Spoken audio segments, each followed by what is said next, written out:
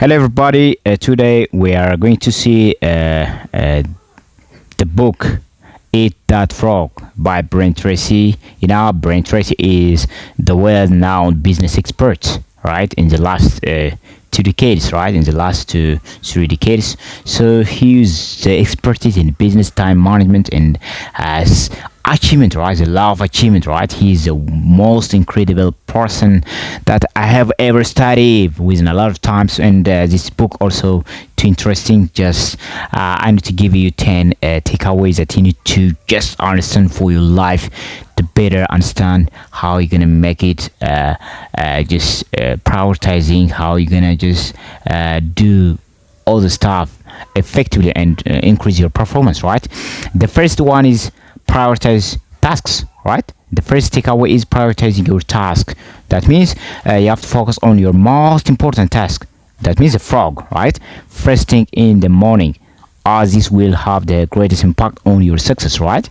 You have to prioritize the task, the most important task, the big frog, right? So how you do that, right? You may need to identify your frogs, right? First you have to identify to focus on the important task or the frog. You have to identify your frog, right? That means you have to determine which tasks are the most critical and will have the biggest impact on your goal in the future, right? Once you identify your frogs, right? And then after you can practice daily. You can prioritize it, right? That means you have to start each day by identifying your top priority or the biggest frog tasks and plan to tackle them first, right? First in the morning, because as the morning your energy is powerful, or you are energetic, right? In the morning, so just you have to eat the biggest frog in the morning. Then once you prioritize, you have to stay committed, right? Staying committed, that means focus on the completing this priority task or this action before moving on to the less important activities, right? That is. So the second takeaway is that we need to take from this book is what? Set clear goals, or having a clear goals, right? That means clearly define your goals and objectives, so you know what you are working towards and just can better prioritize your tasks, right? So how to implement this, right? First you may need to have a smart goal, right? You may need to have a smart goal. That means you have to ensure your goals are specific, your goals are measurable, your goals are achievable, and your goals are relevant and time bound, right? You have to just ensure, right? You have to make sure your goal is achievable, it's measurable, it's specific enough, it's relevant enough, it's time bounded enough, right? Then after, you have to write down goals in a paper, right? You may need to writing down has incredible effect on your goals, right? Unless you write your goals, right, it's really difficult, right? If you're not just writing your goals in paper, it's really hard to achieve, right? So write down your goals, document your goals to create a clear road map, right? So the other maybe break down goals. If your goal is big enough to implement, you have to break it down, right? Divide large goals into smaller and manageable tasks, right? So the other principle or takeaway that we need to take from this Eat That Frog book is what? Plan and organize. You need to just plan and organize, right?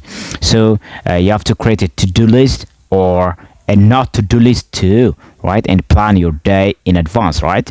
And also you have to organize your tasks based on their importance and deadlines, right? That is how you're gonna just plan and organize your goals, right? How? The first thing, you have to create a daily to-do letter, right? Or a to-do list, right? That means you have to write down tasks for each day, prioritizing them based on the importance and deadlines in the morning, right? Or maybe at the evening, right? I maybe need to write them as evening, right? So the other is use tools. You may need to use tools, right? There is a lot of tools that help us to just that help us to plan and organize, right? You maybe use a calendar tool. There is a lot of tools that you may need to utilize, planning tools like maybe calendar, planner, or digital apps to organize tasks, right? So the other is review and adjust, You may need to review and adjust, right? That means you have to regularly review your plans and make adjustment as needed to stay on track, right? That is so. The fourth takeaway that you need to take from this book is what? Start with the most important task, right? You must start with the most important task, the biggest frog, right? That is so. Tackle your most challenging or important tasks first to build momentum and gain a sense. Just you have to gain a sense of what? Accomplishment, right? So you may need to do all this stuff, right? How you are going to just start with the most important task? How you gonna know? Right? You may the first maybe identify key tasks. What is the key task? You must identify first, right? Right? That means you have to determine which task is the most important or challenging. You have to identify those tasks, right? You have to write down, right? 1 up to 3, A, B, C, or whatever you just you have to identify those things. Then once you identify, you have to commit to starting, right? You have to begin your day by working on these tasks and dedicating focused time to make a significant progress, right? That is so. The other is what? Monitor progress. You may need to monitor the progress, right? That means you have to track your progress on this task or key tasks and adjust your approach if needed, right? If necessary, right? So the other takeaway that we take from this book is what? Avoid procrastination, right? Never be procrastinator. That means you have to overcome procrastination by just taking action immediately and avoiding distraction, right? By avoiding distraction, right? So how to just avoid this procrastination? The first maybe you need to identify procrastination triggers. What make you trigger? What make you to procrastinate? You have to identify those things, right? Once you understand them, or you have to recognize what caused you to procrastinate. Example, maybe fear of failure. You may have just perfectionism. What are those triggers? What are those things? Maybe lack of money. What are those things? You have to write. You have to identify those things, right? First. And the other one is break tasks into smaller steps. You may need to just break tasks into smaller tasks or steps, right? Make a task less daunting by breaking them into smaller manageable steps, right? So the other point is set a deadlines. Setting a deadline is also very crucial, right? That means you have to create a self-imposed deadlines to create a sense of urgency, right? That is so. The 6 points that we need to take is what? Work in block of time, right? You need to work in a block of time, right? You may use a time management technique like the use the time management technique like Pomodoro technique, or to work in focused block of time with short break in between, right? That means how you gonna just work in block of time, right? First, Pomodoro technique. Work for 25 minutes, then take 5-minute break, repeat the cycle 4 times, then take a longer break, right? That is, you may or set a timer. You may need to set a timer alarm, right? Use a timer to keep track of work and break periods, right? So you may need to adjust as needed, right? If you want, you can adjust as you need it, as you desire, as you want. I find the block of time or the length of time that works best for you, and just adjust as necessary, right? Because everyone is different, so you may need to adjust as necessary you would like to have. The 7 takeaways that we need to take is what? Single tasking, not multitasking, right? Multitasking carries what? Productivity, and focus on one task at a time to do it well, right? So how we are going to just focus on one task or single tasking? How we are going to develop those things, those skill, right? Because most of the time we wander with a multitask and we do nothing. But how we do this, right?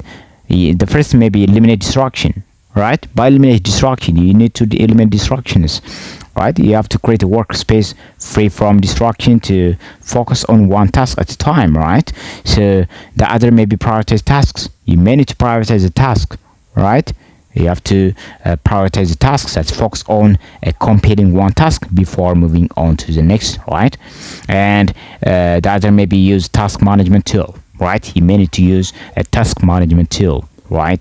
That means tools like maybe tasks list and project management software can help us to stay organized and focused, right? And by using those tools, you can use task management tools, right?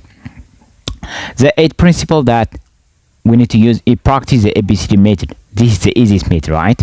ABCD method is the easiest and the simplest method that you have to use it for better productivity, right? That means prioritize tasks using this method, ABCD methods, where A tasks are the most important and E tasks are what?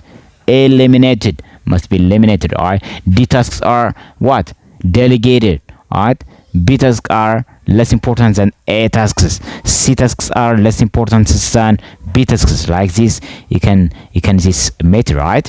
The most important task is what? A tasks. Unless you finish A task, you never go to the B task, right? So that is how to do this. How to use these ABCD tasks, right? First, you have to categorize tasks. You have to assign each tasks a letter from A to E based on its importance, right? The most important is A task, the less important is E task, right? So A means what? Must do. That means high impact, high priority, right? B task means what? Should be done. That means important but not critical, right?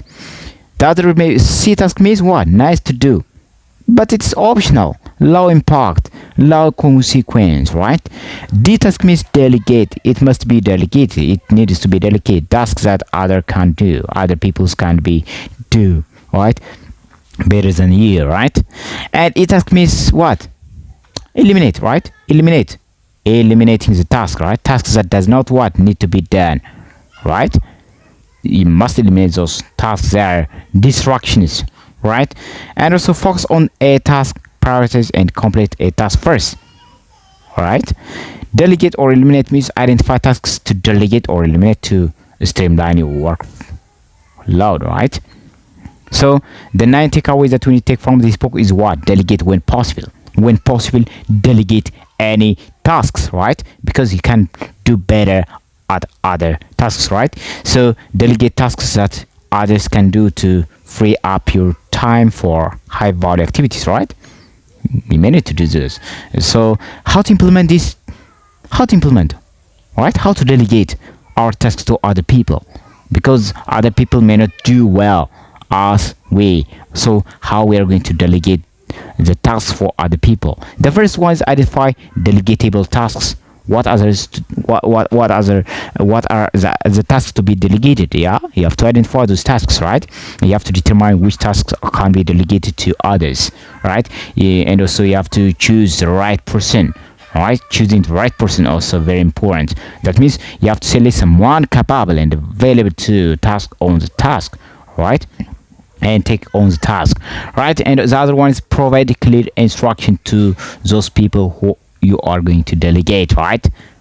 You have to ensure the person understand what is required and how the resource needed to be complete the task, right? And the other one is follow up, right? Following up, that means you have to monitor progress and you have to provide support as necessary, right? For those who you delegate the task, right?